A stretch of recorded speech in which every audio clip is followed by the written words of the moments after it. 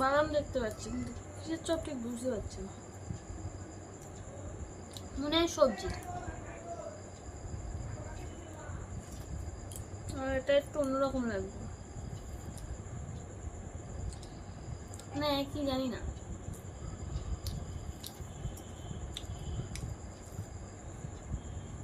এটার টেস্ট আলাদা। যাই হোক, মনে হয় ভেজিটেবল কি চপ জানি না, সবজিরই হবে হয়তো।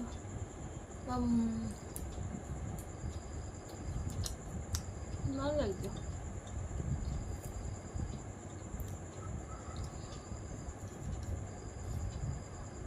ও এখনো হাত পা ধুয়ে আসেনি, আমি খেয়ে দিচ্ছি, ও এসে খাবে।